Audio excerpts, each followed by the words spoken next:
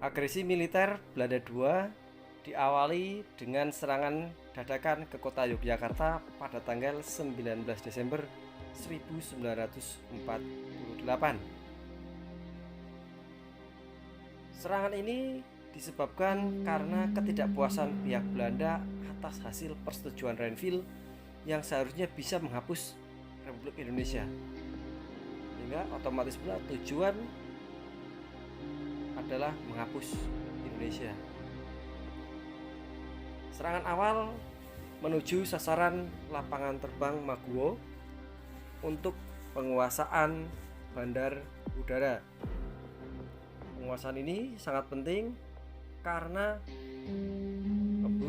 pesawat membom, dan pesawat mengangkut membutuhkan landasan pesawat untuk keperluan militer. Pesawat Mustang dan membom melakukan pekerjaannya secara efektif.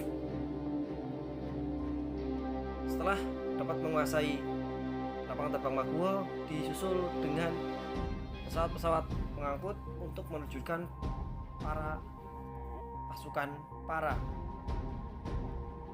Penguasaan ini untuk semakin memperkokoh penguasaan terhadap lapangan terbang sehingga dapat dilakukan pendaratan yang lain untuk support keperluan tempur di lapangan.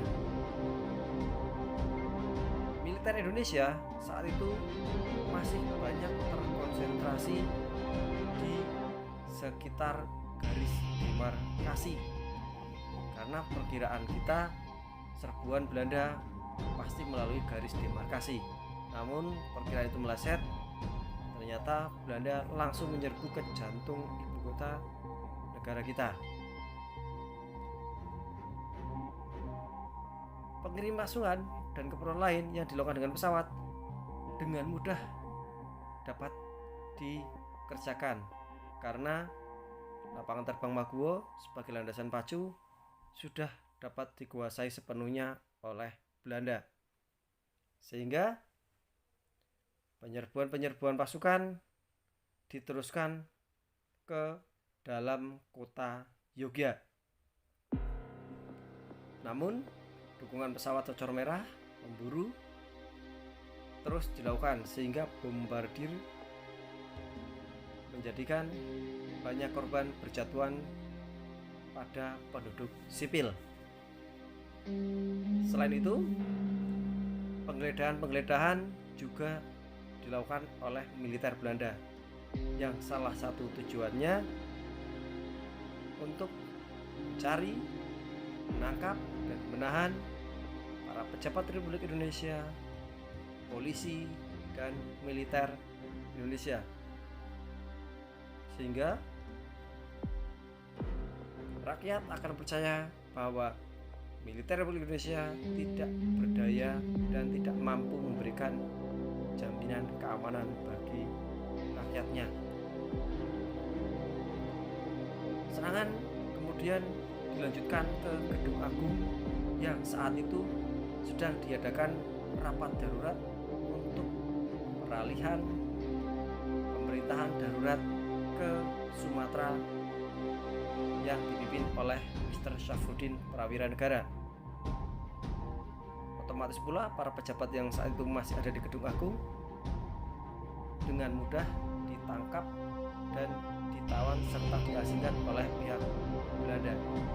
Meskipun ini sebenarnya taktik agar pasukan Belanda tidak mengejar militer Indonesia yang saat itu mulai mengkonsolidasikan diri untuk melakukan perlawanan secara gerilya semesta. Selain para pejabat, juga dilakukan penangkapan terhadap para anggota keluarganya yang saat itu belum melakukan pengungsian ke luar kota atau ke dalam lingkungan keraton. Soekarno, Mohatta, Sultan Syahrir, hingga Kiai Haji Agus Salim pun ditahan ke Bangka. Adapun Unci PBB, perwakilan PBB tidak mampu berbuat apa-apa terhadap tindakan agresi Belanda ini. Selain penyerangan melalui udara sebagai titik awal, kemudian juga dilakukan penerobosan melalui jalur darat.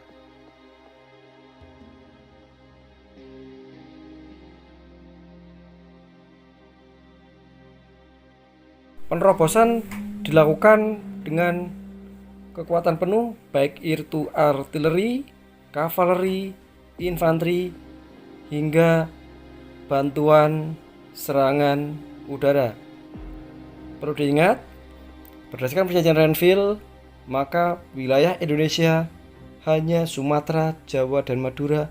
Itu pun masih dikurangi dengan daerah pendudukan Belanda hasil dari agresi yang pertama. Agresi ini benar-benar telah dipersiapkan dengan matang dan sistematis.